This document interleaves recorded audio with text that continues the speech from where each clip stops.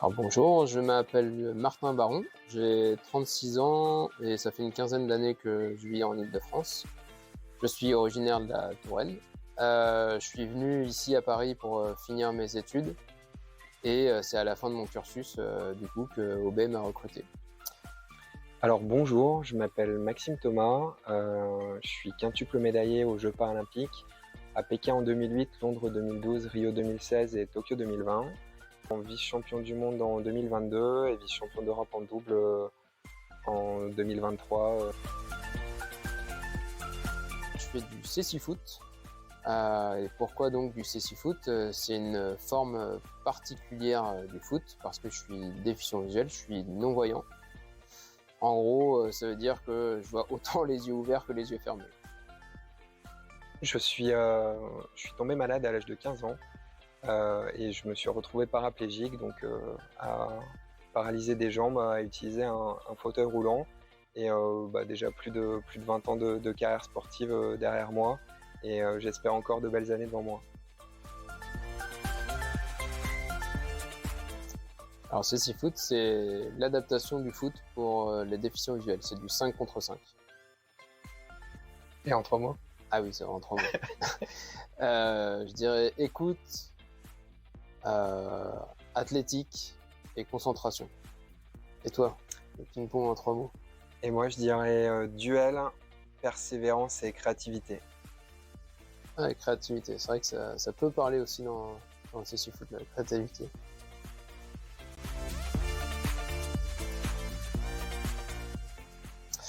En réalité, j'en ai deux.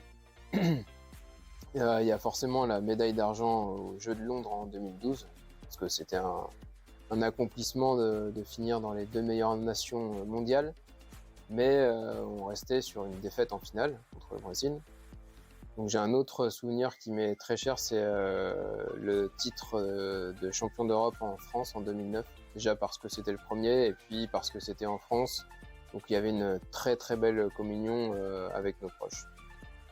Donc, je sais pas si tu as des souvenirs qui peuvent être similaires. Ouais, c'est rigolo parce que j'en aurais donné deux aussi.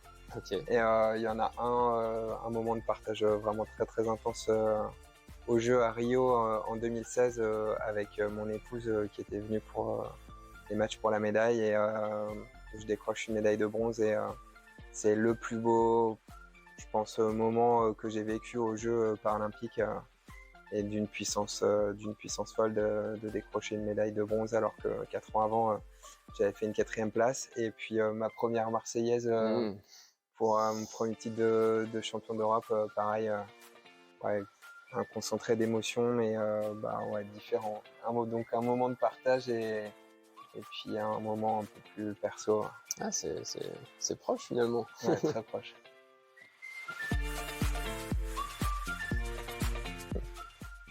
La meilleure question.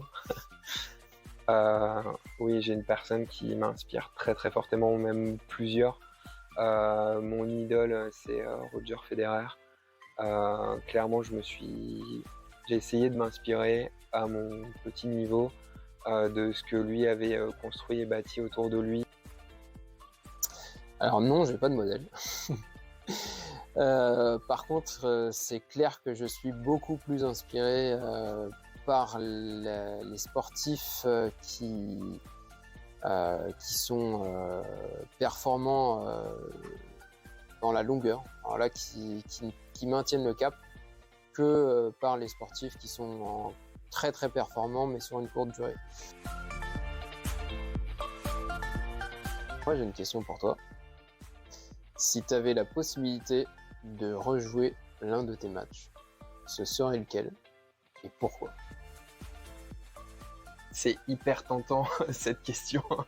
Là, tu es en train de me proposer un tiramisu. Eh ben écoute, je sais pas si j'aurais envie parce que une fois que c'est joué, c'est joué. Et même si ça pourrait m'apporter un titre, je suis pas sûr que ça m'intéresserait de rejouer même ne serait-ce qu'une balle de match. Tu vois, il y a 2 ans, j'ai une balle de match pour être champion du monde. Mais non, en fait, je suis pas champion du monde, je suis vice-champion. Et je suis très heureux avec ça. Ça m'a appris énormément de choses. Je pense que si je l'avais mis, j'aurais pas eu le chemin que j'ai eu ces dernières années. Donc non, en fait, je regrette rien dans mes choix ou dans ce que j'ai fait. Donc je refuserais, je pense. Ok. Ouais, t'aurais pu rejouer aussi un match pour le plaisir de le rejouer de la même manière. Oui, c'est vrai. Après, je préfère en rejouer un autre. Ça, c'est... Je préfère en jouer un autre. Mais merci pour ta question. Ah non, mais avec Allez, plaisir. allez. Moi, j'ai une question beaucoup plus simple. Comment tu fais pour te connecter avec tes partenaires pendant les matchs, avant les matchs? Enfin voilà, c'est quoi votre truc? Bah déjà, pendant les matchs, en fait, les connexions qui s'établissent sont complètement nourries des entraînements. Il n'y a pas de hasard, en fait. Enfin, il n'y a pas beaucoup de place au hasard, même s'il y a de la place à la créativité, comme on disait tout à l'heure. Il y a des choses qui sont stables et qui ne bougent pas dans la communication et qui sont vraiment travaillées en amont.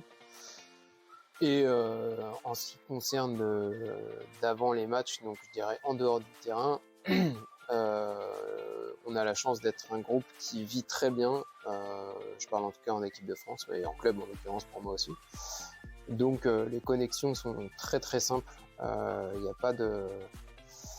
a pas de connexions difficiles et elles sont top. En tout cas, moi je les apprécie énormément ces connexions en dehors et sur le terrain. J'y vais? Vas-y. Allez. Moi, c'est une devise que j'ai empruntée aux All Blacks. C'est être meilleur ne s'arrête jamais. Et je la mets en pratique vraiment tous les jours.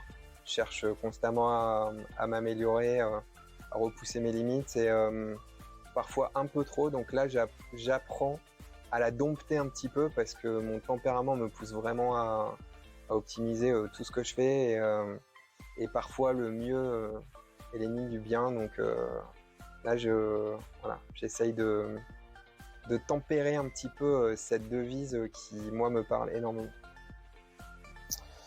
Pour ma part, elle est assez simple. C'est globalement reste celui que tu es et quoi qu'il advienne, de bon ou de moins bon. Pour moi, c'est la meilleure méthode pour surmonter les difficultés quand il y en a ou faire fructifier les réussites quand il y en a aussi en fait. J'entends par ça d'être le même avec les autres, les proches, toutes les personnes avec qui on interagit au quotidien et de manière un petit peu plus lointaine. Dans toutes circonstances en fait, même quand il y a des réussites, des très belles réussites et des moments plus compliqués.